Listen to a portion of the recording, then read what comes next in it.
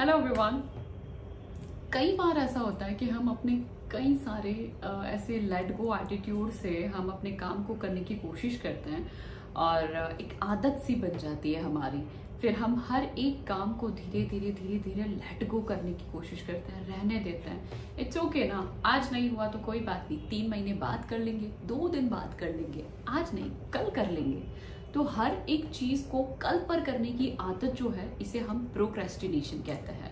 और इस प्रोक्रेस्टिनेशन को समझने की सबसे पहले जरूरत है कि आपका जो टाइप है वो कौन सा प्रोक्रेस्टिनेशन है, क्योंकि हमारे पास 5 टाइप की प्रोक्रेस्टिनेशन है। First, that is the dreamer. कहीं ऐसा तो नहीं कि आप बस अपने आइडियाज, अपने प्लानिंग्स, अपने आगे की फ्यूचर के बारे में हर बार बैठ करके सिर्फ ज्यादा सोचते हैं और एक्शन पे कम है। आपकी प्लानिंग्स बहुत ज्यादा है और एक्शन कम है, दैट इज द ड्रीमर। क्या आप वो ड्रीमर वाले प्रोक्रेस्टिनेशन एरिया में तो नहीं? Second area, that is the avoider, जो हर एक मुश्किल काम को अवॉइड करने की कोशिश करता है। आपने भी कई बार देखा होगा कि बहुत सारे ऐसे लोग हैं जो जिन्हें थोड़ा सा भी इंटरेस्ट कम लगता है तो वो बात को टालने की या काम को टालने की कोशिश करते हैं, जबकि वो काम उसकी फील्ड के लिए, उसकी करियर के लिए बहुत इंपॉर्टेंट होता है, लेकिन फिर भी वो उसे अवॉइड करने की कोशिश करता है। The type of procrastination that is avoider. And the third, that is overthinker. कई बार बिना वजह कुछ भी नहीं चल रहा दिमाग में, लेकिन फिर भी एक ऐसे पॉइंट पे आकर के हम खड़े हो जाते हैं जहां पर हमारे माइंड में अनाप शनाप चीजें, लाइक जिससे हमारा कोई रिलेशन ही नहीं है, फिर भी वो बहुत सारी चीजें जो ओवर थिंकिंग हमारे दिमाग में चलती रहती है। काम करने की बजाय हम बैठ करके सिर्फ उस पर ओवर थिंक करते हैं। प्लान को एग्जीक्यूट करने से पहले प्लान के नेगेटिविटी के बारे में सोचते हैं कि अगर ऐसा नहीं हुआ तो, अगर मुझे सक्सेस नहीं मिली तो, अगर मैं फिर से फेल हो गया तो। अरे भाई, इतना ज्यादा सोचिए मत, पहले एक्शन पे आइए। The third type, that is overthinker. And the fourth one, that is busy bee. ये एक अलग ही स्पीसीज है।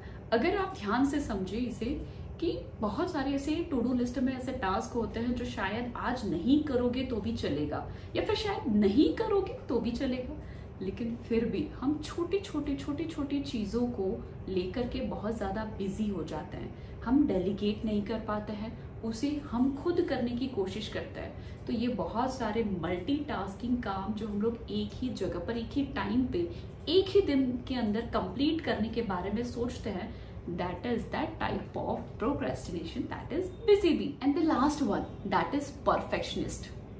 कुछ तो ऐसे लोग होते ही हैं जो अपनी लाइफ में हर चीज को परफेक्ट करना चाहते हैं, हर एक काम को परफेक्शन की वजह से डिले कर देते हैं। तो कई बार ये डेडलाइन को कंप्लीट करने में ये दिक्कत आती है। अगर बॉस बहुत ज़्यादा परफेक्शनिस्ट हुआ तो फिर प्रॉब्लम बहुत बढ़ जाती है कि उस एम्प्लॉय को हर बार नए तरीके से उस काम को अलग अलग तरीके से अपने बॉस को प्रेजेंट करना पड़ता है। वापस से कोई प्रॉब्लम आई और उसे वापस से काम करना पड़ता है।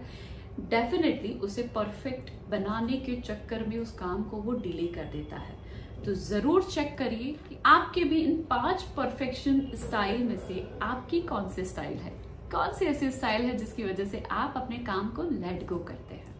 आने वाली वीडियोस में हम ये भी समझेंगे कि इन प्रोक्रेस्टिनेशन स्टाइल्स को किस तरीके से रिड्यूस किया जाए, इन आदतों को किस तरीके से बदला जाए। तो हमारे साथ जुड़े रहिए, और अगर आपने सब्सक्राइब नहीं किया है तो जल्दी से सब्सक्राइब करें और बेल बटन पर क्लिक करें। Thank you.